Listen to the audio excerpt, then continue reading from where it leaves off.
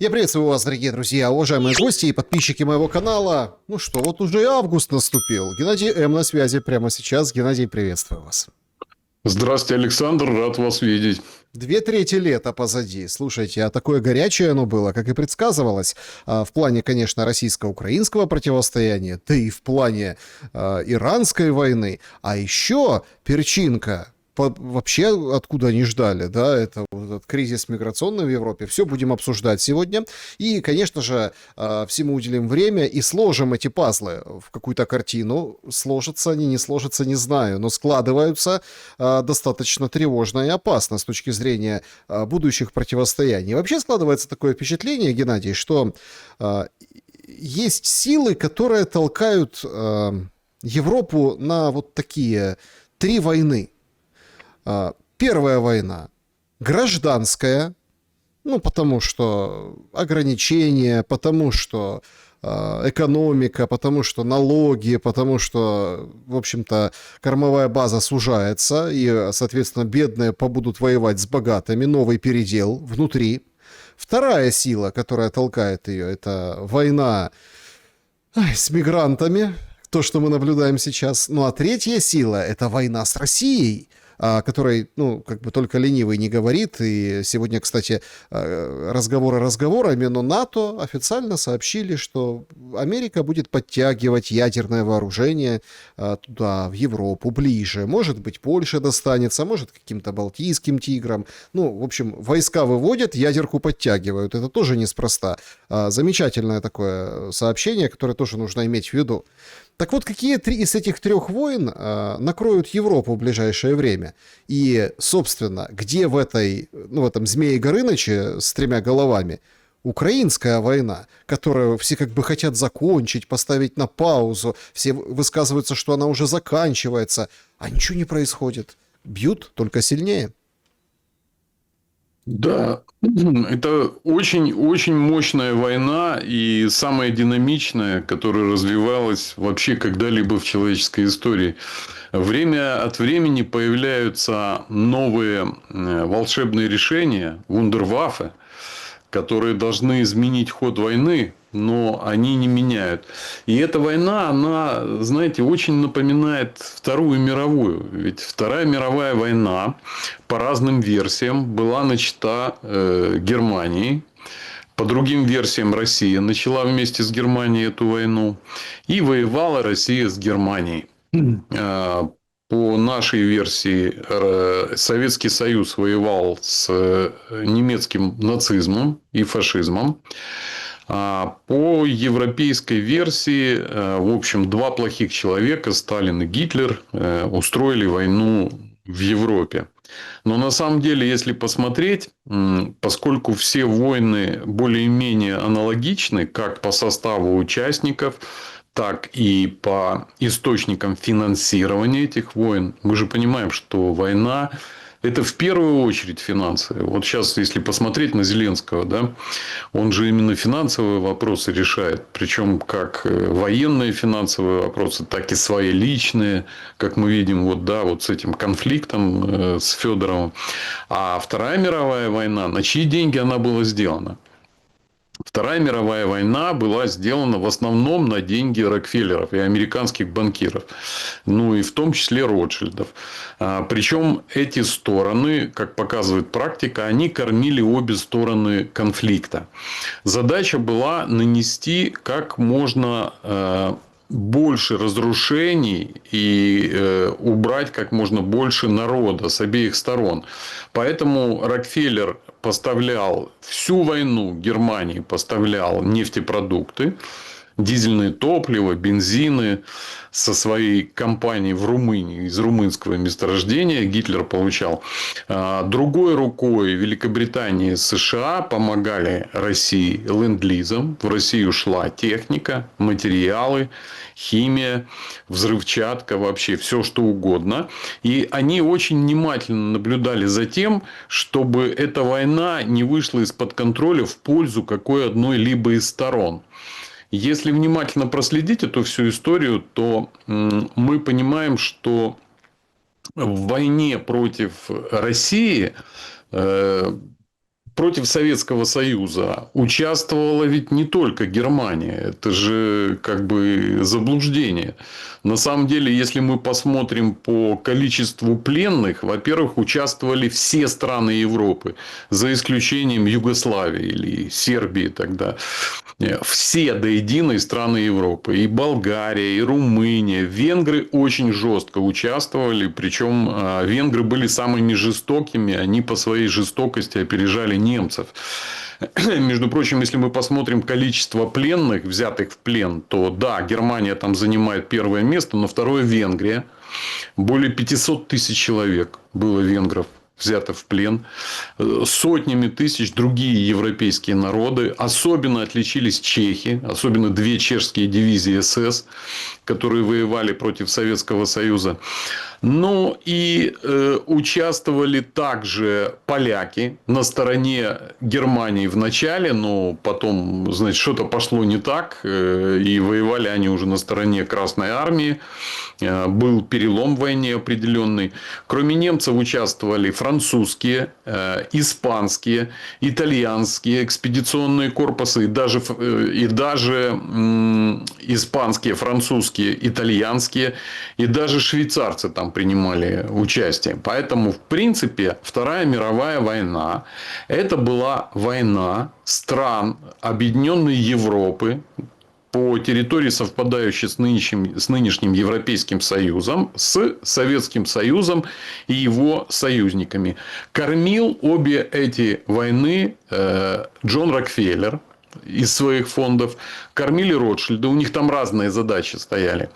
И возникает вопрос, к чему готовят европейцев? Вот эта реконкиста, которая сейчас в Испании происходит, увеличение военных бюджетов всех без исключения европейских стран, особенно Германии. Германия здесь полный локомотив, она готова поставить на рельсы войны до 5-й части своего бюджета. Франция, которая уже, как это называется сейчас, брецает ядерным оружием. Германия хочет получить французское ядерное оружие. Германия, которая заявляет, что уже давно ею создано ядерное оружие. Ну, мы понимаем, да, что первыми атомную бомбу создали немцы, а потом ее уже растащили по всему миру. И мы увидим, что конфигурация Третьей мировой войны в Европе, она фактически пойдет уже по обкатанной. То есть, она будет повторять конфигурацию Второй мировой войны. В этой Третьей мировой войны, конечно же, будут коалиции. Но основные силы это будут страны Европейского Союза. Все те же и там же. Возможно, 1-2 страны или 3 не захотят принимать в этом участие. Как, например, Швейцария, она официально и не принимала участие, она была нейтральной страной, но какие-то подразделения военные были направлены на эту войну. Погибло более 1,5 миллиона человек, граждан стран Европы, помимо самой Германии. В этот раз, видимо, будет приблизительно то же самое. Но поскольку со времен Холодной войны перед СССР у Запада был такой непреодолимый страх, а потом и перед Россией, то Россию решили перед мировой войной европейской немножко размять, подрасслабить. Прокси здесь выступает Украина. Украина абсолютно никому в этой войне не нужна. В смысле, как независимые государства, как государство граждан. Абсолютно не нужна Украина. Это абсолютный расходник. Да, вот есть разные расходники у автомобиля. Есть там шаровые опоры, рычаги, передние и задние подвески.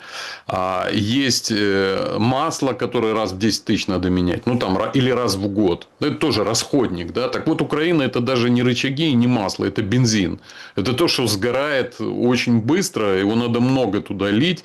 И оно сгорает очень быстро. Мне странно вот думать, что очень многие граждане Украины связывают победу там, в этой войне или там, перемирие с началом какой-то мирной жизни для чего-то. Нет, этого ничего не будет. Это абсолютный расходник. Даже можно понять по тому, как относились к гражданам бывшего СССР, белорусским, украинским гражданам, русским, как относились немцы, когда они пришли на нашу территорию. Это же было, да, людей просто сгоняли в хлевы для животных и брали и поджигали. Всех живем. Ну, Хатынь, или помните? гнали на работы, да, в Германию. Да, или гнали на работу, а на работу гнали, да, то есть эти поезда работали, их вывозили на работу, они там работали, их эксплуатировали, рабский труд, или сжигали. Я почему, я это знаю не из художественных фильмов, это мне буквально моя мама рассказывает, которая жива и здорова, да, хотя ей там 92 года, она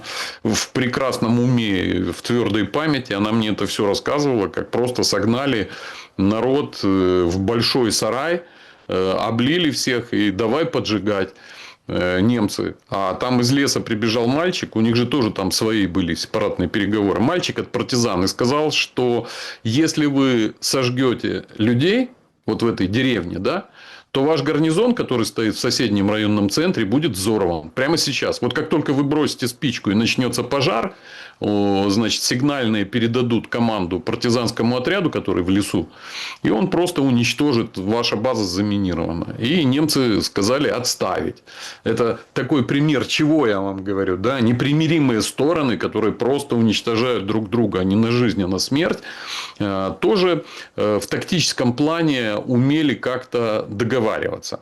Так вот, если говорить о перемирии текущем, которое возможно, как многие говорят, сейчас начинается между Россией и Украиной, там тоже есть свои контакты, тоже есть какие-то свои договоренности, которые по большей части не работают, потому что если немецкие офицеры, находящиеся на территории Украины во время Второй мировой войны, они имели командование какое-то единое и сами принимали решения на полях, то Украина, она не является субъектом этой войны. Вот что самое-то интересное.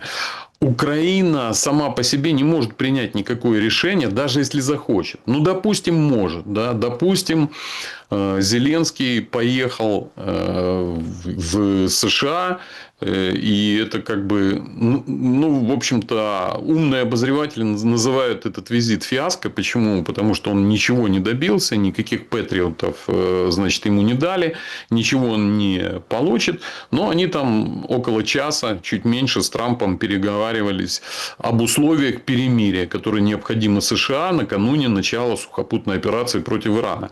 Вот и все, до чего они, собственно, договаривались. Таких переговоров разных, сепаратных и встреч между руководством Германии и союзников тоже было достаточно много в течение войны. Все обвиняют и начинают поднимать пакт Молотова-Риббентропа. По сути, там же все страны с Германией заключили подобные договоры. Вот все, которые потом были Германией захвачены непосредственно. Но я просто жду развязку тогда. Смотрите, тут же так очень интересно. Вы зашли в параллель Второй мировой. Ну, объективно, то есть безидеологически, без того, кто с кем, кто куда, то есть там, ну хорошо, а как это ложится на сегодняшний момент? Вот по поводу патриотов так смешно же оказалось, слушайте. Ну, смешного, конечно, мало, но имеется в виду, что выходит Трамп и говорит, значит, надо думать, прежде чем отдавать свои технологии противнику. А то они могут использоваться против нас. То есть он фактически говорит, что передав лицензии на вот эти патриоты для Зеленского, они могут использоваться против американской стороны. Очень интересное заявление, если так на него посмотреть, немножко абстрагировавшись. Ну и сказал, что товарищи и Путин, и Зеленский должны уступить и заключить мир. Ну так, а Путин же вроде как уступил с Анкориджем, в духе Анкориджа. Они там брали паузу, думали, а потом на Аляске согласились с предложениями. Получается, Зеленский у нас не соглашается с разными предложениями.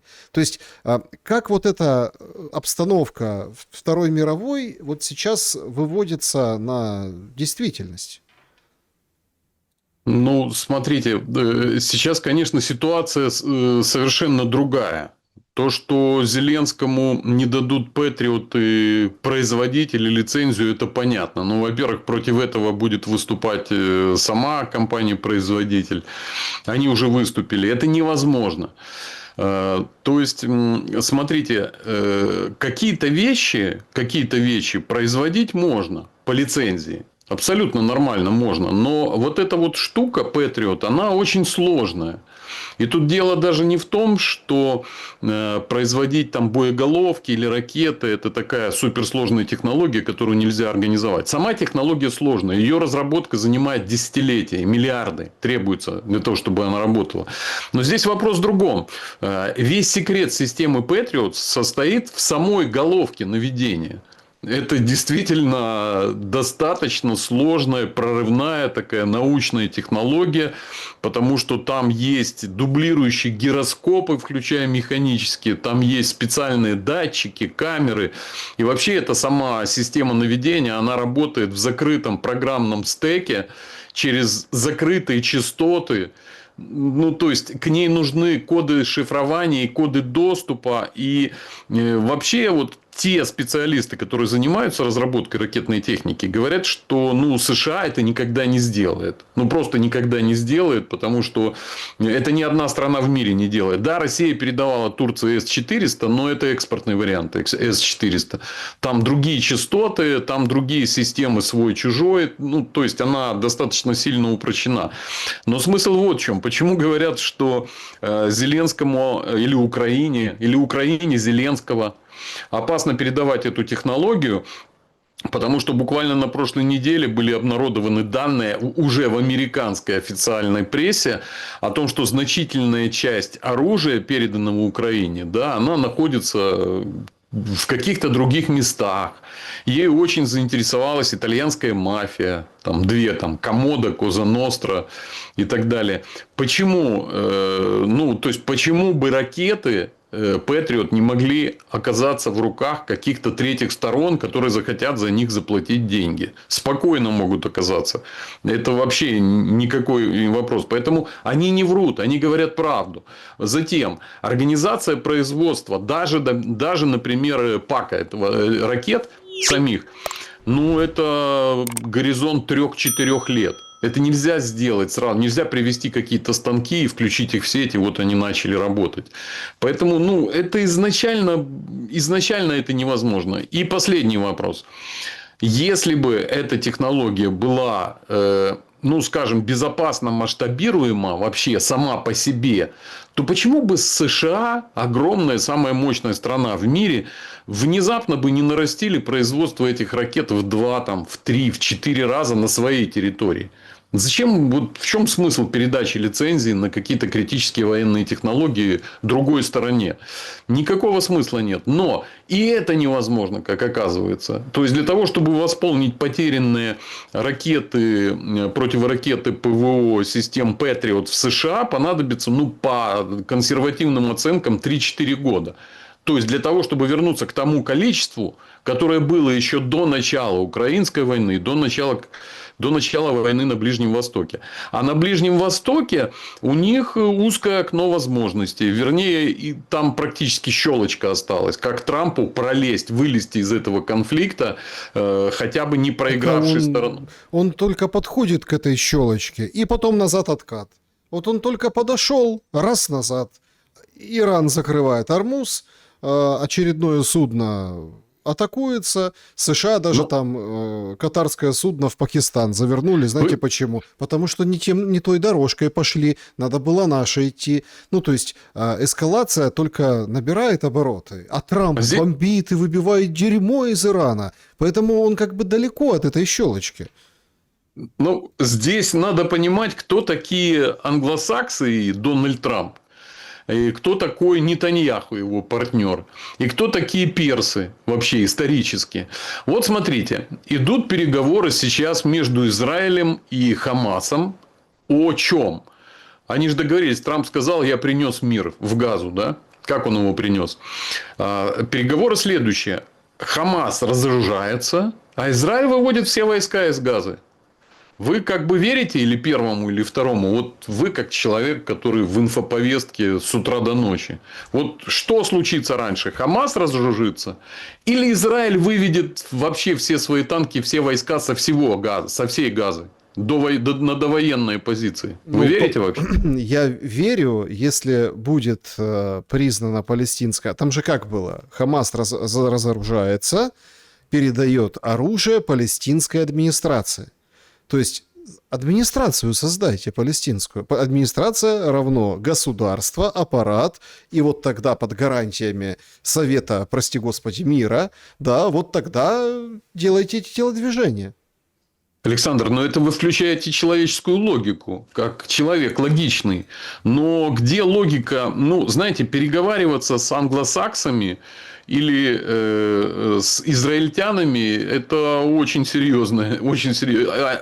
Дональд Трамп по переговорам с Ираном уже в текущей войне еще раз доказал и показал свою абсолютно недоговороспособность. С ним невозможно договариваться ни о чем. Вообще ни о чем. С Израилем договариваться, ну, это такое, знаете, тоже такое занятие. Бесполезно с ними договариваться. У них есть цели и задачи, они не отступят. Это как бы не та сторона, которая способна идти на компромиссы, как-то прогибаться. А теперь давайте к персам. Кто такие персы? Персы исторически – это самые крутые переговорщики в мире. Они во всей своей истории любые переговоры затаскивали в такой тупик. С персами договариваться не о чем и невозможно. И представьте себе, 2-3 самые недоговороспособные стороны на планете. Это израильтяне и евреи как таковые. Ну, вы знаете, с евреями договариваться, ну, это бесполезно. Вообще ни о чем. Англосаксы. С ними разве можно договариваться? Я уже 100 раз приводил эти примеры, что Трамп миротворец, главный мирный президент, который, приходя во власть, сказал, что при мне все войны на планете остановятся, уже 8 штук их развязал и принимает в них участие. И одну самую кровопролитную за последнее время. И персы, которые на переговорах вас укатают в вату просто, потому что они умелые переговорщики. Это у них в их персидской крови еще со времен царства персидского. Понимаете? Ну и кто такие персы? Вы представляете, кто такие англосаксы и вообще вот текущая глобалистская власть? Это же слуги Баала, это потомки Шумера. Да? Это потомки Шумера. А представляете, а какой-нибудь персидский царь Кир пришел и этих шумеров опрокинул. Вот. Так что это достаточно серьезная сила. Сейчас в сети появляются карты Персидской империи, все земли, которые принадлежали персам, куда входила и Грузия, и современный Азербайджан, и часть Турции достаточно большая. Весь Персидский залив без исключения, без малейшего. И очень большие территории на Индустанском полуострове. Ну, так это образ мышления персов. Они себя так видят. Соединенные Штаты себя видят как глобальный властитель мира, глобальный, всей планеты. Они всегда это подчеркивают, что если мы это не сделаем, мы потеряем глобальное преимущество. Израиль как себя видит? Израиль себя видит великим Израилем, да, от Нила до Ефрата и дальше. Если говорить об Украине, она тоже туда входит, в эти интересы. Ну, чего уж там греха таить, да. И что интересно, эта вся территория, о которой идет речь, она пересекается в картине мира всех 3 участников переговоров. Какие между ними могут быть компромиссы? Компромисса не будет никакого. И поэтому они все достаточно хитрые. Вот посмотрите, как ведет себя Иран. Никто же этого не ожидал. Но Иран делает то, что он делает. И Иран довел эту ситуацию международную к тому, что в принципе к нему прислушиваются. То есть, вот Иран пообещал там ответить Украине за атакованные иранские судна, между прочим, с военными грузами. Понятно, что если это делали украинцы, то это делали не украинцы, это делали американские спецслужбы. Ну, находили, понимали, направляли, куда нужно стрелять. Но вот министр иностранных дел сказала, что не, вы нас неправильно поняли, это не про это, не надо по нам стрелять и так далее. То есть, это просто маленький штришок к пониманию, как относится сегодня на, как он сказал, Трамп уничтожит эту цивилизацию. Он цивилизацию хочет уничтожить. Он не оговорился. Он не хочет завершить ядерную программу Ирана. Он не хочет никакого процветания иранского народа. Вообще, вот вы спросите, например, у персов, у иранцев, они хотят процветания израильского народа, развития государства Израиль? Нет? Не хотят же, наверное, да? Точно не хотят. А спросите у израильтян вообще. Они хотят развития мирного атома в Иране. Они хотят, чтобы Иран развивался, чтобы с него сняли санкции. Никто же этого ничего не хочет. Все противоречия, которые есть между США, Ираном и Израилем, они антагонистические. Они несовместимы с жизнью. Эти три страны, они несовместимы друг с другом жизнью. Но, учитывая то, что интересами Ирана до сих пор можно было пренебрегать, почему? Потому что считалось, что это 2-3 недели какой-то операции там, с бомбежками, и Иран будет задавлен. А оказалось, что это не так. То они пришли в такую фазу, когда надо выяснять, кто здесь будет прав. И любая договоренность, если она будет достигнута по Ирану, она будет временной, она будет поддельной, она будет содержать в себе множество показных пиаровских каких-то пунктов, а внутри, в ней не будет ничего. А теперь перенесемся на украинский конфликт. Что мы там видим? Какое там есть противоречие? Оно абсолютно философски, гностически, религиозно, политически непреодолимое противоречие. И вот эти все разговоры, братский народ, там, один народ, это да, это все очень хорошо для понимания. Но на самом деле противоречия непреодолимые абсолютно. Невозможно договориться с возбудителем чумы. Организму, понимаете? Для российского руководства украинское, политическое украинство – это чума. Это трагедия, чума, это то, что убьет Россию. Оно создано для убийства России. Все. И вся украинская история современная. И вся украинская современная политическая культура. Вообще все. И мова украинская. Она создана искусственно. Пусть вам не рассказывают ваши филологи, что там где-то в Печерской лавре они какие-то фрески нашли на украинской мове. Где-то там отскребли под слоем краски. Это все ерунда. Это противоречие полностью антагонистическое. Что бы ни было, какого там мира не было, никакого мирного сосуществования этих двух структур в принципе быть не может. Никогда. Понимаете? Поэтому, если мы увидим с вами мирные договоренности... Давайте так. Подождите. Жили же мирно. Геннадий. Так это... Подождите. Жили мирно в одном организме. А потом одна часть организма начала проявлять признаки злокачественной опухоли. Для чего? Для того, чтобы уничтожить ту вторую часть организма под действием внешних инструкций. Если это отрицать, если говорить, что борьба за разрушение... То есть, единственным условием существования и процветания Украины в украинском политикуме является полное уничтожение России. Полное, окончательное. Ни одна крупинка России не должна остаться. Только тогда Украина может выжить. Единственным подождите. Как?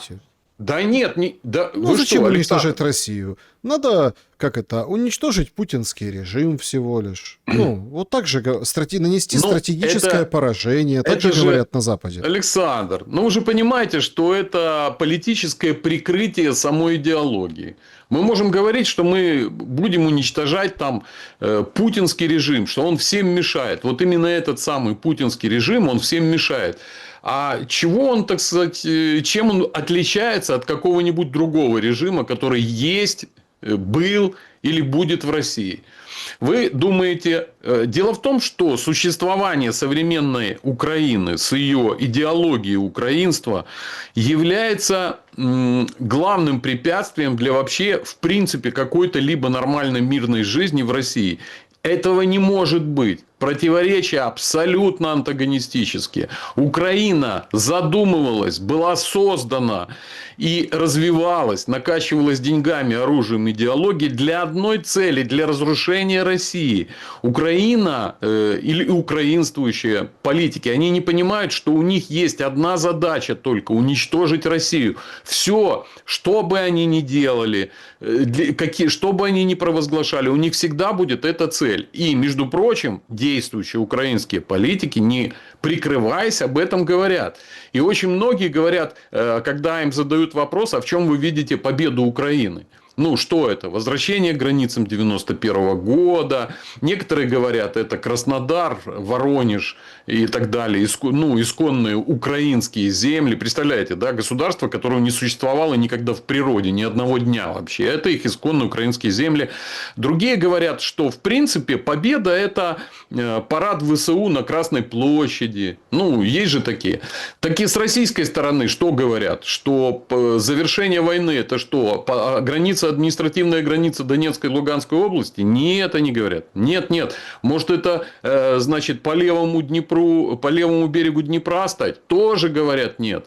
Может, это парад Красной Армии на Крещатике? И это тоже не подходит. Сейчас последняя конфигурация, которую озвучил президент России Путин, это раздать западные области их историческим владельцам, да, то есть Румынии, Польши, Венгрии, западные области раздать. И, собственно, там будет проходить новая граница. Граница чего? Граница, где остановятся российские войска. То есть, будет раздел. Вот скажите, где здесь в этих идеологиях, в одной украинской и во второй российской, которую я вам перечислил, где здесь мирное существование? На чем оно основано? На чем основаны надежды на него? Ну, опять-таки, это ведь все...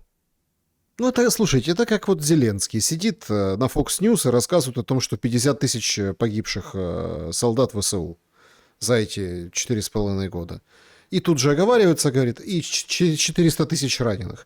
Говорится, ну, я не могу там говорить, а то там, знаете, там... Я не хочу показывать противнику России, да, в каком состоянии находится армия. Ну, все же ахнули после этого. У него в феврале было 55 убитых, сейчас 50, понимаете? 5 тысяч воскресли из тех, которые убиты. Ну, то есть, ну, какой-то же цирк. Это все равно, это понятно, что это пропагандистские какие-то вещи, но есть же реальность определенная. Ну, то есть, есть люди, которые рассуждают о смене проектности. То, о чем вы говорите, чтобы не было так, чтобы существование Украины... Украина – это антироссия, вы это имеете в виду. Смена этой проектности. Нужна смена этой проектности. А у меня тогда вопрос такой, а Россия тогда зачем? В смысле, Россия зачем? Кому зачем? Ну, Россия же не существует ради того, чтобы уничтожить Украину. Не, а у России нет такой. Вот в этом и разница проектности, понимаете? Украина основная задача уничтожить Россию, никаких других задач там нет. А у России нет, такой задачи. Причем, заметьте, Россия из всех этих сторон, глобальных сторон этого конфликта, это же мы понимаем, что конфликт глобальный, она не претендует на мировое господство. У нее нет ни в идеологии, ни в национальном и культурном коде, нигде нет, что Россия будет по надусе, править всей планетой. Зато это есть у американцев, у англосаксов. Зато это есть у Израиля и у евреев, в частности. Они же будут править всей планетой. И Машиах придет, поможет. И зато это есть у китайцев. Где вообще вопрос по-другому не стоит, что есть какие-то другие люди, кроме китайцев. Поэтому у России этого нет. Но что касается того, что Зеленский сидит и на голубом глазу говорит о 50 тысячах погибших в этой войне. Ну, любая война, вы знаете, когда начинается война, правда умирает. Это всегда так. Правда не живет во время войны. Но что вам Зеленский? Должен был сказать реальные цифры, которые недавно были? Он должен сказать, на этот вопрос я отвечать не могу, потому что идет война. А вот я скажу, что русских убили больше 1,5 миллиона, или там потерь, не убили, потерь. А про своих я не буду говорить, и все бы его поняли прекрасно, потому что идет война, потому что именем войны не лгут, а, молчат. А у нас, понимаете, все наоборот. Ну, смотрите, идет глобальная война. Давайте вернемся ко Второй мировой. Шла Вторая мировая война. Были какие-то договоренности. Рокфеллер отгружал грузы вообще пачками. Весь этот ленд-лиз шел с утра до ночи из разных направлений, помогая Советскому Союзу. Рокфеллер точно так же отгружал причем из тех же портов грузы, куда он привозил краску, цинк, редкоземельные металлы в Германии. За свои же деньги отправлял им топливо. С двух сторон он это делал. А сейчас появляются политики. Я понимаю, у меня тоже есть врожденная тяга к справедливости. справедливости. Вот здесь у нас какой-то правдолюб в России, такой известный достаточно, не хочу никого называть, такие же претензии предъявляет, как вы, к Зеленскому. Он сказал: господа, сколько можно нас, значит, водить за нос, сколько можно нас обманывать. Выйдите и объясните людям, для чего нужна эта СВО, какие в ней жертвы, сколько это стоит там, и так далее. Да кому нужны эти пустые разговоры? Да какая разница, какие жертвы? Ну, вынули там из каких-то хакеры, из каких-то источников 2 миллиона 450 тысяч погибших украинской армии, ВСУ. Ну, как бы... Так это или не так? Ну, допустим, выйдет Зеленский и скажет: да, я самый честный президент в мире, у нас настоящая демократия, все прозрачно. Да, у нас погибло 2 миллиона 450 тысяч украинских военнослужащих, 1 250 000 находится в СЗЧ, порядка 1,5 миллиона до 2 миллионов коллег, которые остались живы, но они калеки, они уже не смогут воевать и ничего. Таким образом, общие потери сейчас 6 миллионов человек, можно считать. Да, это из тех, которые на фронт уже не вернутся. Вопрос: это как-то поможет лично Зеленскому, украинской армии, его хозяевам, партнерам западным? То есть, для чего эта правда нужна во время войны? Я же вам сказал, во время войны правда умирает. Она не нужна.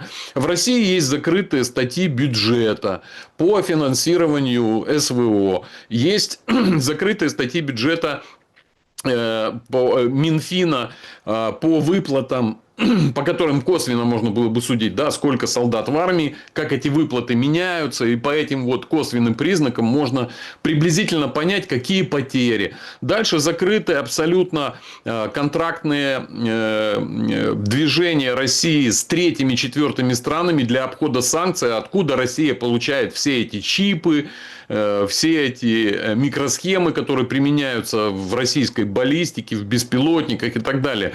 То есть, для чего во время войны открывать все карты и говорить: мы вот здесь делаем так, убито у нас 3 миллиона, на самом деле, значит, еще раненых там 2 миллиона, дезертиров там 500 тысяч. Для чего эта информация? Она не нужна. Поэтому я считаю, что не стоит во время войны... Понимаете, даже это понимание нам ничего не дает. Почему? Потому что, как сказал один этот русский политический правдолюб: выйдите перед народом и расскажите, какие цели СВО. То есть, для чего? Ну, то есть, для чего? Какие цели СВО? Что вам выйти сказать? Что Европа и НАТО, точно так же, как во время Второй мировой войны, собираются воевать с Россией? Ну, да, косвенно это и подтверждается. Это и Лавров говорит, официальные лица говорят, что да, будем воевать с Россией. А какое отношение Зеленского к войне России с Европой? Он то же самое говорит, что помогайте нам, иначе вы будете воевать с Россией. На самом деле, это правда выглядит по-другому. Помогайте нам, иначе вы будете воевать с очень сильной Россией. А если будете помогать нам, мы подрежем там подбрюшье, кровь пустим, и вам уже будет легче воевать с Россией. Никто в мире политики правды не бывает. Но мы с вами должны понимать, что правда, она такая, как есть. Без прошлого невозможно понять настоящее и невозможно увидеть будущее. Если мы хотим понять, как будет выглядеть будущий театр Европейской войны, мы должны внимательно смотреть на Вторую мировую войну. Да. Во всех ее цифрах, причем не пропагандистских. Да, логика понятна. Понятно, почему вы так начали, но давайте я разверну. Исключительно как риторический прием использую это. Слушайте, ну давайте сравним российскую армию образца 22 года, которая на марше заходила там в Киевскую область, ну и туда, куда она зашла, и где осталась, имеется в виду, да, и где не осталась, где там с другого берега Днепра пришлось через Антоновский мост уходить. Вот сравним ту российскую армию и сравним сегодняшнюю российскую армию. Так Европа хуже или лучше сделала? Ведь подождите, мы немного, по-моему, теряем рассудок с вот этим всем адом. Сидит, значит, Зеленский тот же на Fox News и рассказывает: мы знать... Ну, это, кстати, ложится вот эту, как бы, как это, теорию или как тезис, или как адженду, сейчас модно выражаться так, адженду, которую вы сказали, что смыслом существования Украины является война с Россией, уничтожение России и там, в общем, вот это все, кровопускание. Он сидит и говорит: мы, значит, есть, мы есть, значит, мы уже не проиграли. Россия не победила, Украина не проиграла, мы сохранили какую-то Украину, мы уже победители. То есть вот такой нарратив толкает там, американцам, на американском телевидении. И там же он рассказывает о том, что 50 тысяч погибло и так далее. То есть понятно, он это типа транслирует на ту аудиторию. Хорошо. Внутри это воспринимается как предательство солдат, которых не посчитали, как ужасы, которые вот это, все это население мирное, население военное переживает каждый день, которые не посчитаны, на которых плевать. И ладно там этим англосаксам, вот это все. Ему уже плевать, верховному главнокомандующему. И тут зреет зрадонька. Это абсолютный факап, который он устроил и сделал. Но к сути вопроса. Вот вы говорите, Европа, она там смотрит, присматривается. Сейчас новую историю там пустили. А давайте старлинки наводить на пусковые установки. А до этого там эти хорнеты. А до этого там еще что-то сейчас придумают, роботы и так далее. Но объективно, вот этой войной, как бы истощая Россию в военном смысле, потому что северокорейскую ракету сегодня Зеленский рассказал, или вчера, в общем, на днях, да, что запустили. Поляки пропустили ракету, ударили у себя в этот, ну, в поле, говорит, мы бы сбили, но не пропустили. Они ничего, они даже не пикнули. Европа этой войной и 4,5 года сделали не слабее армию, я не беру экономику, государство, систему, а армию сильнее. Получается, то бы они столкнулись с армией 22 года, вот этими генералами Лапинами, которые, помните, ходили по Белгороду и показывали, куда ехать БТРу. А то они, если столкнутся с совершенно другой армией, боевой. И сейчас же зреет колоссальный страх у европейских элит, об этом признаются разные люди, что а вдруг украинцы и россияне объединятся и попрут на Европу? О, вот это вы самое главное сказали. Это вы...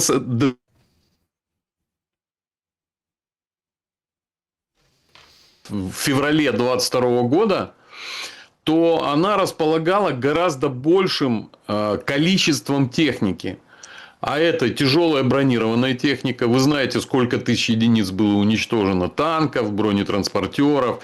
Это тяжелые гаубицы. Сейчас западные средства массовой информации внимательно сканируют стратегические склады. Они под открытым небом. Например, в Омской области было хранилище из тяжелых гаубиц. Их там было до начала этого конфликта 540 штук стояло. Это вот совершенно уникальные вещи, которые Россия сейчас не изготовит. Абсолютно. Потому что даже нет этой холоднокатанной стали, из которой делают стволы этих гаубиц. И как они постепенно иссякали в течение всего этого конфликта. И сейчас их уже там нет. То есть расчет-то был на это, что Украина сейчас ослабит Россию.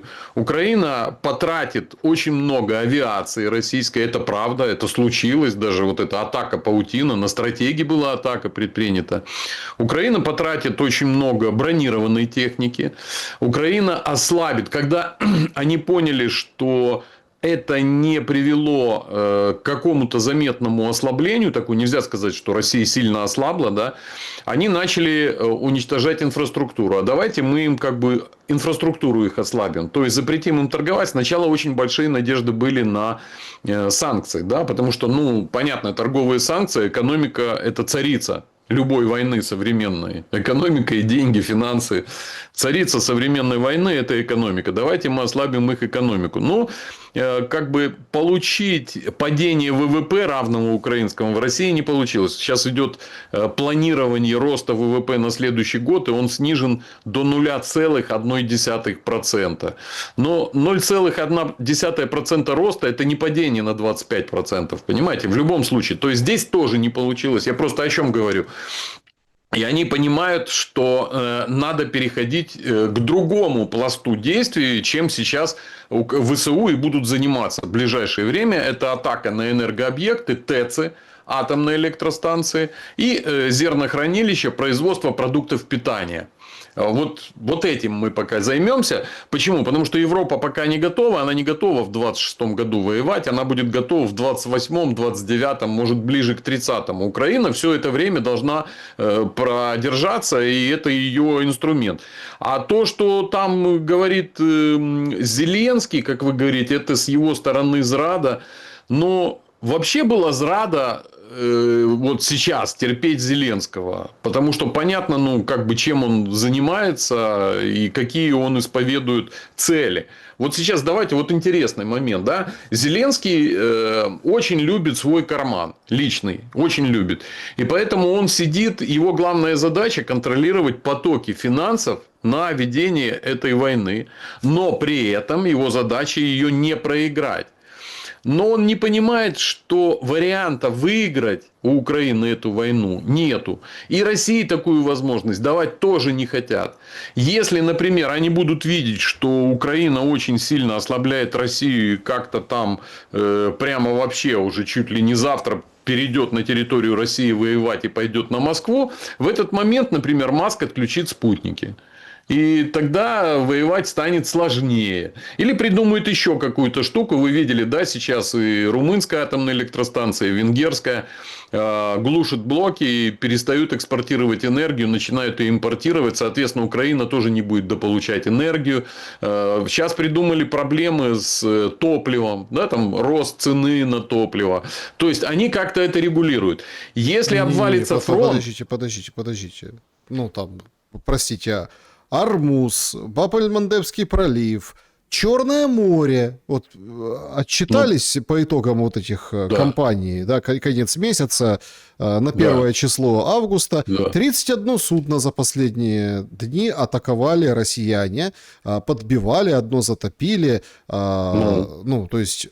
А там и топливо тоже. Конечно, так, будет рост цен. Ну, а перед этим Мадьяр отчитался, что он чуть ли не 100 танкеров затопил на Азове, в Азовском море. Там бы они поместились, там бы они, конечно, поместились все. Ну, это такое, ну, неважно.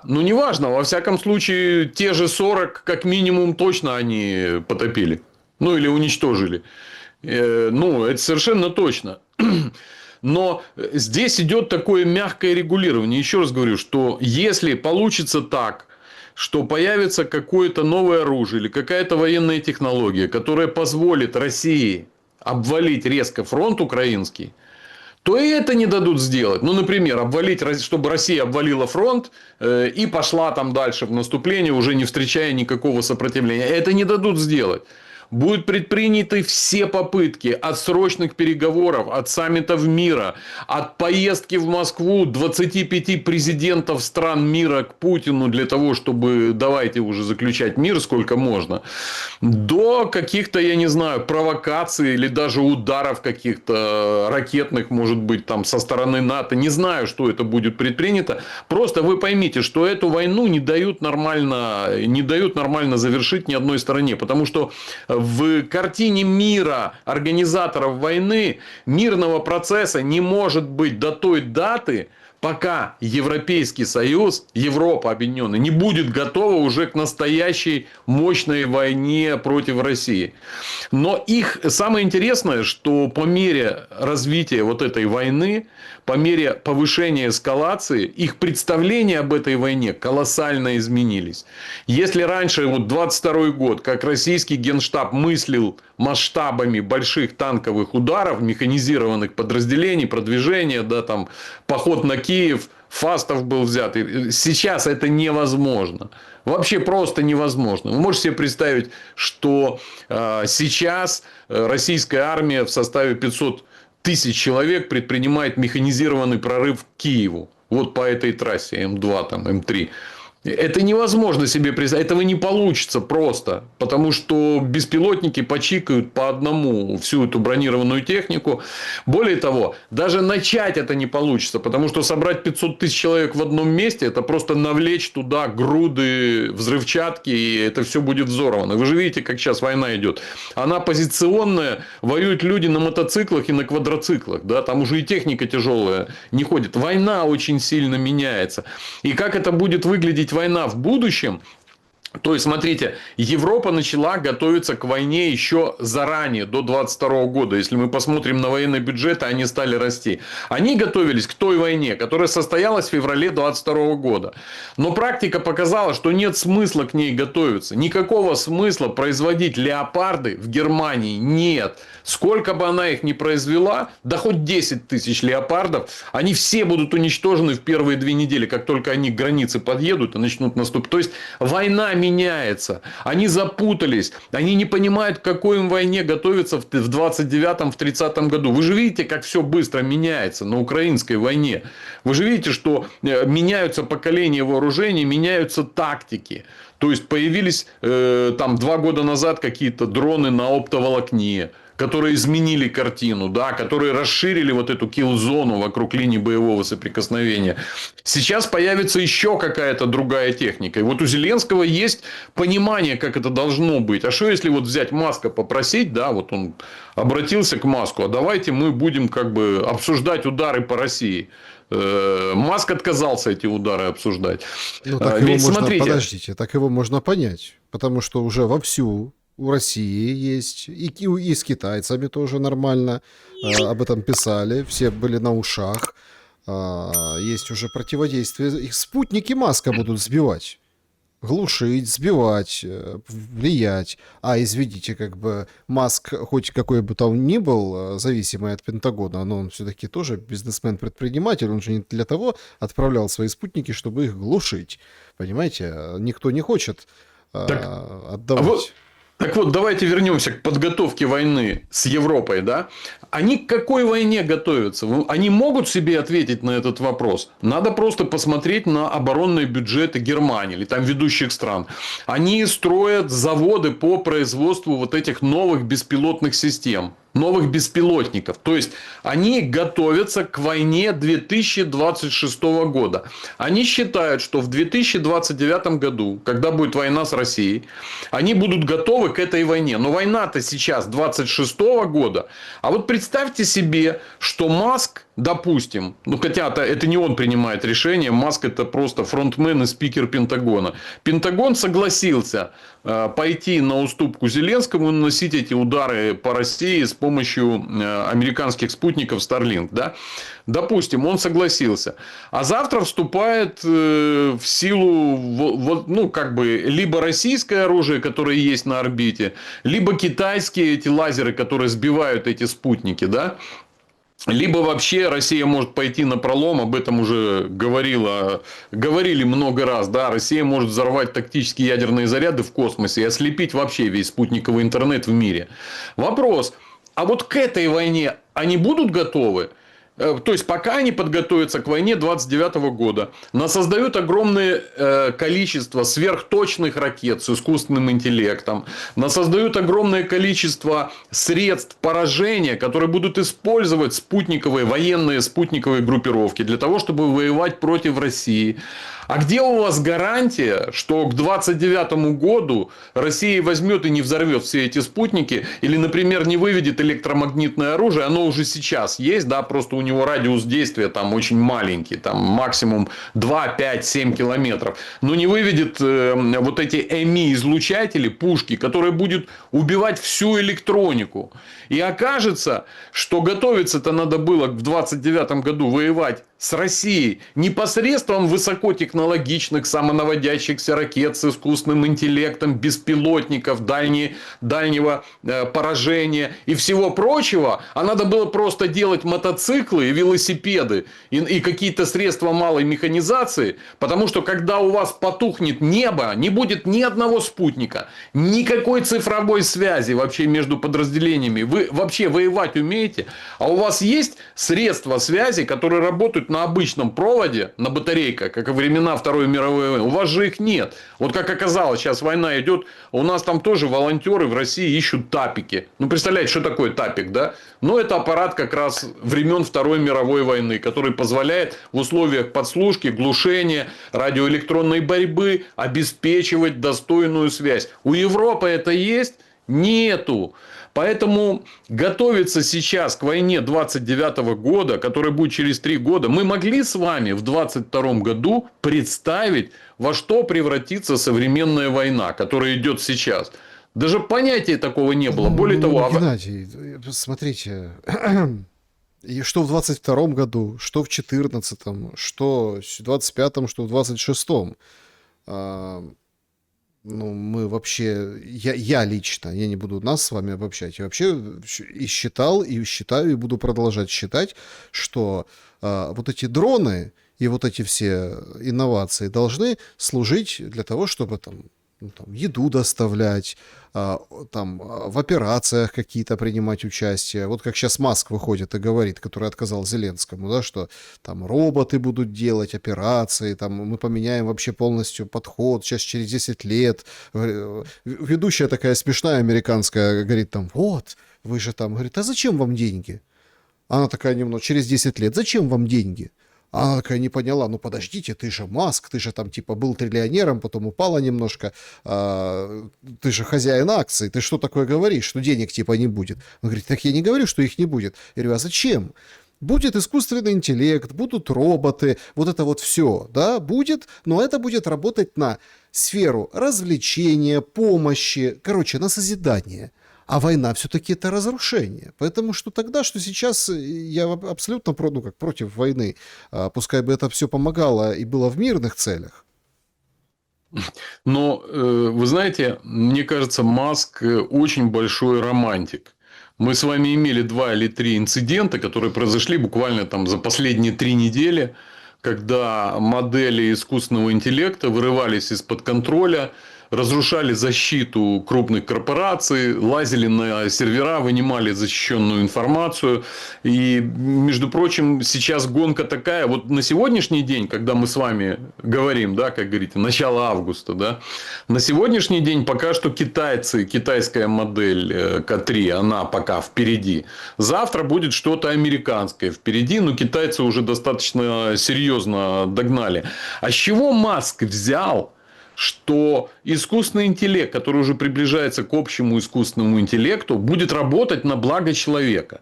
Для того, чтобы делать человеку операции, доставлять еду, производить материальные блага необходимые. С чего он это взял? Почему Маск не думает, что этот самый искусственный интеллект будет, например, не помогать человеку, а вредить его? Не поставить себе стратегическую задачу сократить население, потому что потребление электроэнергии для дата-центров искусственного интеллекта их сейчас не хватает. Почему в Америке сегодня, как говоря о конфронтации или о соперничестве между американским и китайским искусственным интеллектом, сейчас стали просчитывать, что у Китая в 2 раза больше электроэнергии, чем у США. И поэтому, когда станет вопрос, чей искусственный интеллект сильнее, победит железо. Ну, то есть, больше электроэнергии. Китай сейчас делает свои чипы, которые СМЛ затмили. Да? Вот где-то через год, через 1,5 он уже заполонит ими все рынки. Из-за этого упали акции компаний, производящих чипы и оборудование. Вот эти самые сканеры СМЛ. Все меняется. Я вам просто говорю, что мы сейчас с вами пытаемся что делать? Предсказать будущее. Будущего не знает никто. Но мы с вами видим тенденции. И мы видим, что чем дальше мы идем, чем дальше мы заглядываем в будущее, тем эти тенденции становятся более непредсказуемыми. И насчет искусственного интеллекта и оптимизма Маска в том, что он поможет развиваться человечеству в позитивном каком-то ключе, без войн там, и так далее, я не испытываю такого оптимизма. Искусственный интеллект, который сейчас вырвется буквально, я говорю, вот мы сейчас готовимся к войне 29 года, а через полгода возникнет такой искусственный интеллект, который вообще эти все вопросы снимет, какой-либо войны. У нас будет теперь одна проблема, как нам побороть искусственный интеллект, как нам выжить с искусственным интеллектом. А еще не забываем, что в этом или в следующем году, видели последний голливудский фильм, да, там про инопланетян, в этом или следующем году нам покажут инопланетян. Нам их покажут, реально. Но они будут фейковые, никаких инопланетян нам не покажут, но они будут фейковые. Для чего? Для того, чтобы якобы остановить все войны, подчинить всю волю человечества и национальных государств для борьбы с новым глобальным вызовом. Мы же знаем, что глобалисты – это крючкотворцы, а не выдумщики. Они когда-то придумали глобальную пандемию для того, чтобы всех объединить. Глобальное потепление, да, да. Да, потом, да, вот климатическую повестку они придумали, и все, да, соглашаются. У нас в России, в Сибири заводы закрываются, потому что не в состоянии выплачивать. Там есть экспериментальная зона, где выплачивают какие-то углеродные кредиты за что-то. Ну, творится же идиотизм. Надо понимать, какая у них основная задача. И тогда в нее впишется все. И нынешняя война, и на Ближнем Востоке, и повышение цен на энергоресурсы. Я хочу, чтобы мы вписали сейчас, с вашего позволения, пока есть время. Это прям очень важная история. Это прям очень важно. Вот вы говорите, Европа, война, готовится к войне, все дела. Там прекрасно. Я бы даже сказал, великолепно. Ой. Значит, Франция вводит войска на границу с Испанией.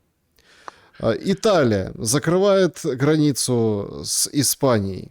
Австрия говорит, что ж вы наделали, негодяи испанцы, ух, какие. Финляндия, батон крошим. Мерц даже лично начал говорить, решайте эту проблему. Испанцы там пытаются сказать, что вот там их там приехали сколько-то, сколько-то там тысяч добровольно, назад поехали сами. Другие говорят, и новости сейчас идут скажем так, этого анклава испанского, идут о том, что несовершеннолетних вот этих марокканцев типа оставят, да, а некоторые сжигают свои паспорта, а там все мужики практически, там единицы какие-то девчонки, в основном все парни, молодые, сжигают свои паспорта и говорят в 30 лет, что мне 17, я остаюсь. Мигранты — это оружие. Ну и понятно, там Америка, там Венс выступил, Трамп, они говорят, вот это вы, проклятые глобалисты, довели до чего. Короче, наказывают Испанию политически через это событие. Ну а к чему оно приведет? И вот мигранты являются ли сейчас вот этот эпизод применением какого-то оружия? Ну, безусловно, мигранты – это оружие. Если говорить конкретно об этой операции в Марокко, которая произошла и с переправкой мигрантов в город Сеуты в Испании, она была проведена Моссадом и за деньги Израиля. Это наказание Санчесу за то, что он не поддержал коалицию, когда, помните, была война, первая война с Ираном. Это его просто наказали. Но давайте проследим эволюцию поведения премьер-министра Испании Педро Санчеса. Когда они только высадились, и весь интернет облетели первые кадры этой реконкисты, да, высадки этих больших толп мигрантов из Марокко, что сказал Педро Санчес? Что он выступил по телевизору, сказал? Он сказал, что мы, испанцы, христианская страна, и мы должны проявить милосердие по отношению к обездоленным и голодным детям и женщинам. Вот что он сказал. Когда ему надели этих детей и женщин на рога и сказали, ты что, с ума сошел? То есть, возникает сегодня выступление 31 июля, когда Педро Санчес выступает уже перед Конгрессом и говорит, что это нападение, анклав суета, это нападение, нарушение территориальной целостности Испании, и пообещал восстановить нормальную обстановку как можно скорее. И вот мы их будем... Да, мы их будем высылать, значит, мы будем вот с этим бороться, он туда направил какие-то силы. Но вы же понимаете, это что сегодня случилось? Это неделю назад случилось. Что вот эта высадка в эту Сеуту, это что? Это какое-то единичное явление. А в Германии как появились эти миллионы мигрантов? А во Франции как они появились? Это политика. Это ослабление опускания Европы.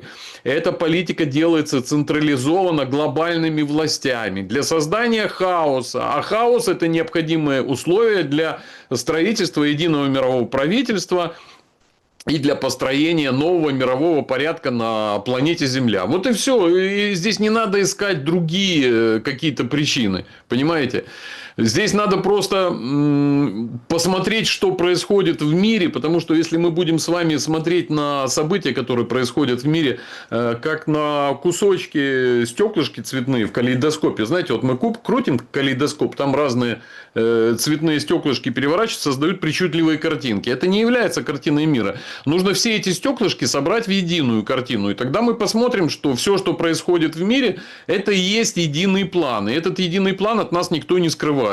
И тут, кстати, на днях я очень рекомендую послушать Сноудена. Сноуден выступил и сказал, что строится вот эта будущая система, она будет связана с безопасностью. Вот для чего, допустим, вот вы путешествовали раньше же по Европе, да, там в 90-х годах, в начале 2000-х. Какие проблемы были в Европе с безопасностью? Я их вообще не помню. Там стояли машины с открытыми дверями, с ключами. То есть, там никаких проблем. Никто не воровал велосипеды. Ничего такого не было. Потом началась эта заместительная миграция. Возникли проблемы с безопасностью, с полицией. Сотни тысяч изнасилованных девушек, ограбления, оккупанты, которые занимают дома, все остальные вот эти явления. То есть, возникло специально создали требования общества к безопасности. Вот этой реконкистой, которая произошла в Сеуте, в Испании, нам всем показали, что все. Полиция бессильна, армия бессильна, пограничники и власти бессильны. Происходит что-то невообразимое, которое нарушает права европейских. Самое время так повоевать, как сейчас Россия и Украина воюют. Да, надо... Вы понимаете, это же нонсенс. Ну, то есть, стало совсем небезопасно. Надо решать безопасность. Где спецслужбы? Где вот эта армия, которую направляет? Один, второй, там, Макрон на границу, Санчес вот туда. Где это все? То есть, смотрите, это вот о какой нахрен войне, такой, как переживает сейчас Россия и Украина, можно говорить Европа, Россия, если он прибежали там 50 тысяч молодняка безоружного, просто переплыли и натворили там делов, понимаете, никто не защитил. Ну, Александр, вы же не верите, что это просто они там собрались где-то в каком-то твиттере и как-то прибежали и сами туда приехали. То есть, значит, у них была организация. Дело в том, что это надо финансировать. Если вы посмотрите на те моторные лодки, на которых они приплыли, то это новенькие. Вы видели вот эту картину в Латинской Америке, как там кубинцы переплывают на Майами, да, допустим? Это какие-то старые рыбацкие шхуны, которые якобы рыбаки, старые ободранные лодки. Вы эти видели? Ну, представьте себе, что несколько десятков тысяч человек усадить на новенькие американские лодки. Вы посмотрите, как блестят капоты этих моторов Ямаха на этих лодках. И их сразу возникло 1000 штук. Вот просто себе, вот проектная операция. Вот представьте себе, что вам надо приобрести 1000 лодок, таких вот резиновых, с моторами Ямаха 150-сильными. Вопрос, это проект или нет? Это как бы сколько это стоит? Возьмите, умножьте на 1000 цену каждой этой лодки, да, там по 50, по 100 тысяч, там мотор один 50 тысяч стоит. И вы получите 5, 10, 50 миллионов долларов. Дальше. Их же нужно собрать. Они же не идиоты какие-то, что вы можете просто людям как по радио сообщить: чуваки, собирайтесь на пляже, будем вас катать на банане. Катаем на банане, да, там. Нет. Это целый проект. То есть, на этот проект потрачено порядка от 5 до... Я просто не могу точно посчитать и не хочу вам врать. От 5 до 50 миллионов долларов. Вот конкретно на вот это. Кто это сделал? Я вам просто говорю, если вы не понимаете, кто это сделал. Вот конкретно эту акцию с Суетой, это сделал Моссад. Это сделали израильтяне. Они наказали Санчеса за то, что тот не поддержал коалицию в войне против Ирана. За то, что он отказался, да, предоставлять свои территории и военные базы для этой операции. Его наказали. Но в целом они делают все то, что стоит в глобальном плане, понимаете? А в глобальном плане стоит то, что создание максимального хаоса для того, чтобы люди чувствовали себя небезопасно. А там сейчас будет ужас, что творится в этой... Там и так творится нормально. Слушайте, у моего друга там жену похитили, албанские цыгане. Били ее по морде и требовали у него выкуп $2 миллиона. Да? Пока там не подъехал спецназ, не арестовал их всех. И потом ему еще за отдельную плату его пустили в камеру. И дали немножко поразмяться с этими чувачками, которые его жену выкрали. Я просто говорю, там и так беспредельчик нормальный был. И 10, и 20 лет назад. Представьте себе, что будет с этими ребятами, которые туда сейчас высадились. Там будет небезопасно. А дальше вам скажут, что надо делать. И я говорю, это будет вот точно, вот этот вот сценарий, да, будет реализован посредством вот этого электронного цифрового концлагеря. То есть будут ID цифровые, камеры везде следят всех по лицу, у вас будут те права, которые вам дадут, и не будет никаких как бы тюрем. Вот Сноуден говорит, что от паноптикума к невидимой тюрьме, да, то есть не будет никаких камер, просто полицейские прослушают все звонки, и это худшая система, которая была создана за всю историю человечества. Система сама наказывает вас. Не будет судов, судей, задержаний, зачитывания прав. То есть, некий электронный API за миллисекунды будет решать, разрешено ли вам двигаться, садиться в автобус, работать, покупать что-то в Старбаксе или не покупать. Понимаете? Не будет денег никаких, будут цифровые деньги. Но для того, чтобы человек, представьте себе, вот живет спокойная, сытая, нормальная, образованная Европа. Ну, как вы ей этот цифровой фашизм навяжете? Ну, никто не примет этого. Но это люди, у которых есть право голоса. Европа свободная, она демократическая. А когда по улице бегают шайки головорезов, всех подряд насилуют и грабят, то сами европейцы скажут, да наведите уже порядок. А полиция скажет, ой, да мы бессильны, армия тоже бессильна, мы не можем навести. Так вот же, вот цифровой фашизм, вот сейчас мы сделаем, мы за каждым будем следить, много камер навешаем, и тогда вам будет порядок. И европейцы скажут, фу, ну слава богу, делайте хоть что-нибудь, перестаньте нас уничтожать. Не давайте нас насиловать. Это все именно к этому идет. Это большой единый план. Не обсуждать здесь его частичные звенья, ну, такое себе. Так, для общего интереса. Ну, хорошо, вот это звено. Война в Украине тоже получается звено.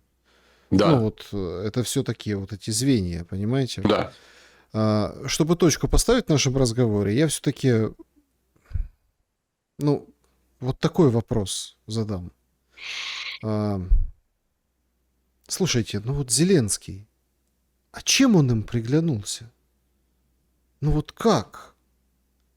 Опять-таки, мы тут с вами о цифровом, ну там, как это, вершителях мира, судеб мира, да, вершителях там этих Рокфеллеров вспоминали, вот эти вещи.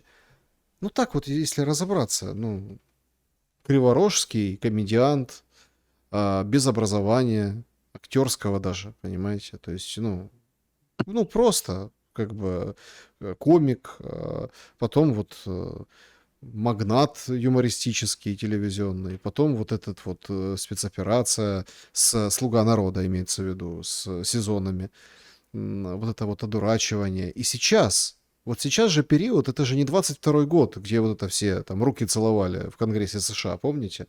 А сейчас-то отношение совершенно другое и к Зеленскому. Но, тем не менее, он все равно как бы в части.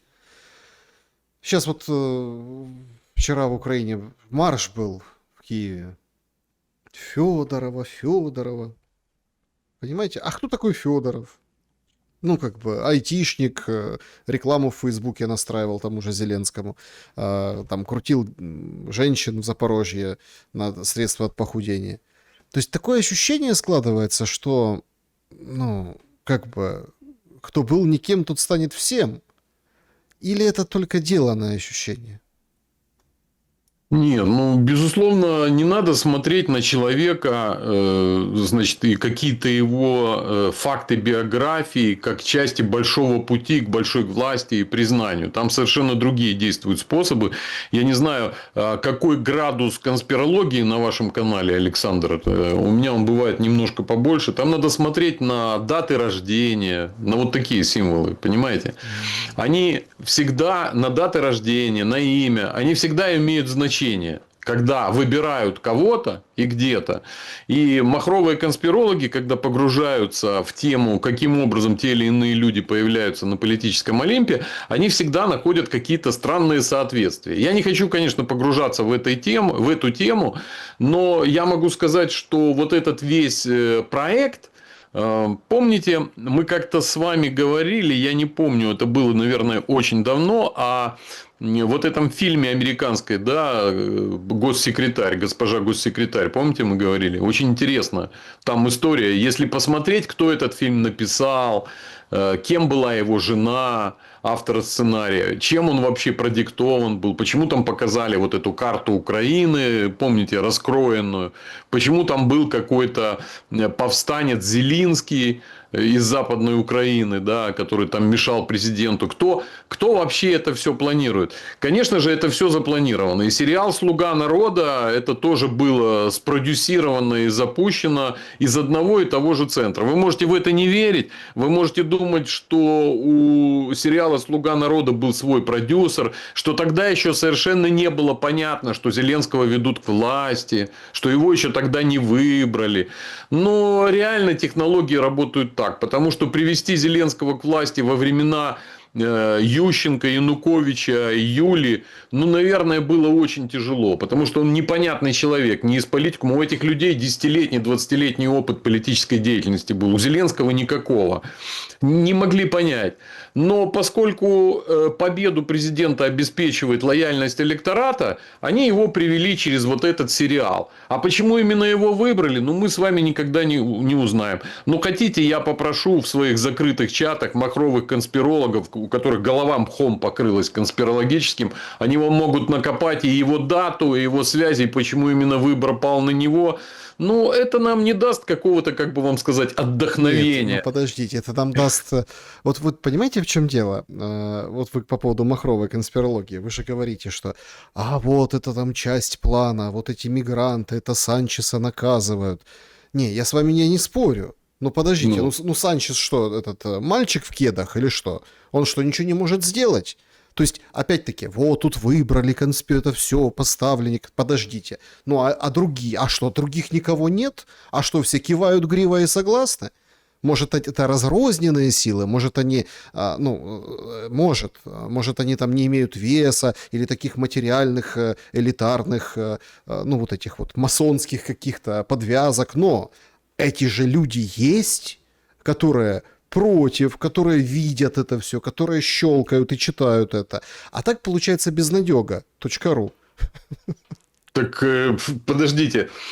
Эти люди есть. Это все управляемая реакция. Смотрите, как Санчес хотел поначалу отделаться от этого нашествия.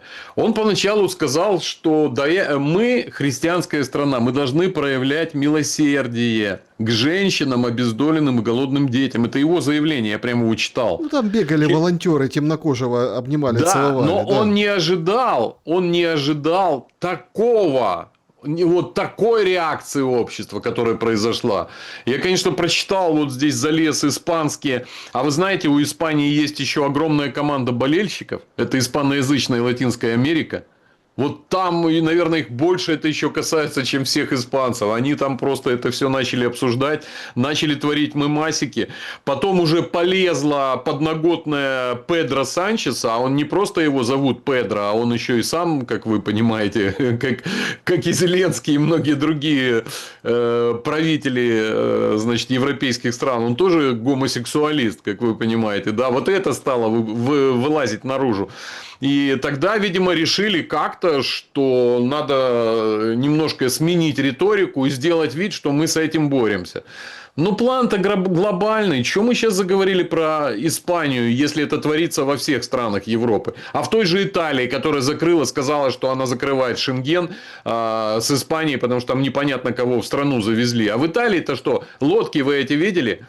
А весь этот проект, который в Италию привозил на лодках этих мигрантов, потом, как оказалось, целое расследование, целый документальный фильм смотрел, он не конспирологический, он мейнстримовый, за чьи деньги покупались эти лодки и как сами вербовальщики. Дело в том, чтобы нагнать такое количество на побережье, 50 тысяч человек, внутри действуют вербовальные центры. И эти все вербовальщики, то есть их начальство, руководство, звонит напрямую в ЦРУ, в спецслужбы. Понимаете, как это все происходит? То есть выделяются бюджеты, спецслужбы. Эта операция, она не произошла вот так. Это не просто хорошая погода была, был штиль, не было волн, и их привели. Надо просто смотреть на эти все события, как на осуществление вот этого единого плана. А в чем план? Вот вам Эдвард Сноуден рассказывает, в чем план. Построение вот этого цифрового концлагеря, его, на который люди сами согласятся. Никто здесь никого не насилует. Никто насильно никого никуда не гонит. Вы сами начнете прятаться от этих мигрантов, а завтра эти мигранты что будут делать? Они будут заниматься вот этой самой оккупацией, да? То есть захватом в чужом недвижимости, а вы их выселить не можете. По современным испанским законам, там уже сколько этих оккупантов, которые навыселяли. Это беспредел. Это слом старого порядка. Это полное беззаконие. Это антидемократично. Безусловно, это так. Если... А дальше-то, ну, конечно, Испанию коснется все то же самое. Энергетический кризис, блэкауты, проблемы с продовольствием, ее же коснутся, эту Испанию, понимаете? Ну и прочие все атрибуты, элементы хаоса, все четыре. Там есть еще сепаратизм, здравствуйте, баски. Там конечно. Там уже он хватает. всегда...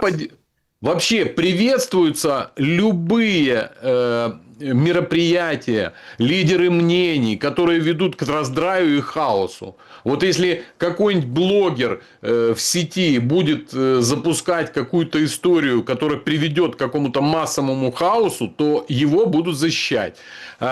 Официально будут порицать. Вот есть же всякие эти клубы, вы знаете, в социальных сетях, которые доводят детей до самоубийства. Знаете, есть такие, да? Вот. Но посмотрите, они работают, несмотря ни на что, работают везде, и никто с ними не борется. Значит, это надо. Значит, ну, вы понимаете, как работают спецслужбы? Попробуйте какую-нибудь там шайку педофилов, ее мгновенно найдут и сделают из этого историю красивую. А то, что на самом верху власти все до единого педофилы, без исключения, об этом молчок, об этом вы не узнаете. Ну, вот мы хотели узнать, могли узнать, шанс был, а тут Иран. И все уже. Кто там помнит об этих файлах этого Эпштейна? Да, это тут есть. Ну, нет, почему? Сейчас опять нашли файлы о том, что Эпштейн-то он жив, он сидит в Израиле и шантажирует действующих политиков. Понимаете? Это же тоже есть. Я вам просто хочу сказать, что любые формы борьбы правительств, государств с чем-то плохим, например, с терроризмом. Вот у нас, например, вот у нас в России уже вот Дуров уже террорист-экстремист. Обязательно надо говорить, его внесли в список террористов и экстремистов. Вот. Хотя понятно, кто занимается развитием террористических движений во всем мире. Этим занимаются правительства. Этим занимаются правительства. А сейчас вот последние исследования я смотрел, там я это и раньше знал. И все исследования ведут к тому, что ИГИЛ создала Моссад, спецслужбы Израиля. Потому что ИГИЛ атаковал все страны, какие только есть на Ближнем Востоке. Ни одного удара по Израилю. А сейчас вы еще тоже вдумайтесь в такую интересную вещь. Иран стреляет по американским военным базам, по нефтяным проектам, по трубопроводам. Ни одного удара по Израилю сейчас нет. Понимаете? Ну, это в этой итерации, да. Но в этой итерации, да, во всяком случае. Поэтому не знаю, мне кажется, как-то надо смотреть на мир в целом, а не отдельными кусками. Я практически, потому что я уже научился сквозь эту призму смотреть на эти все события, я практически вижу просто один единственный план. Надо просто себе ответить на вопрос. А вот это событие, которое мы обсуждаем, оно ведет к осуществлению этого глобального плана или нет? Или оно его противодействует ему? Нет, ведет. Ну, значит, все правильно. Значит, это единый план. Финансируйся из единого центра. Еще раз вам говорю, просто экономику. Если вооружиться простым калькулятором, то очень многие непонятные вещи становятся понятными. Где вы возьмете 1000 40-местных лодок с мотором Yamaha по 250 сил, например. Где? Вы посчитайте, сколько это стоит. 1000 лодок вам надо. Ну, это что еще, это? ну, смотрите, Ну, там это, можно их ну, еще... ну, блин, нужно ну это еще. проект. Их Но это надо проект, который возник не заправить, вчера. а там еще есть грузовики, показывали, такие бортовые. А там еще, подождите, а самое начало, вербовка. Вот представляете, пацаны там бегают в Марокко, одни в футбол играют, они же футболисты все, да? Другие рыбу ловят, третьи вообще где-то учатся. Находится вербовщик, который их находит, дает им деньги, им всем дали деньги. И их семье они оставили эти деньги. Который их сажает в лодки и говорит, что там будет все круто. Не каждый согласится. Вы поймите, марокканец это не значит фанатик, идиот, дебил, необразованный урод. Нет, абсолютно нет. Все люди разные. Просто это тот, кто согласился с вербовщиком за указанную им сумму деньги. Представьте, 50 тысяч человек, каждому дать по $1500. Это сколько получится у нас? 75 миллионов долларов? Нифига себе проект. Это очень серьезный проект, вот это нашествие в Испанию. Очень серьезный проект и очень серьезные деньги. Никакое это не стихийное явление, никакая это не реконкиста и так далее.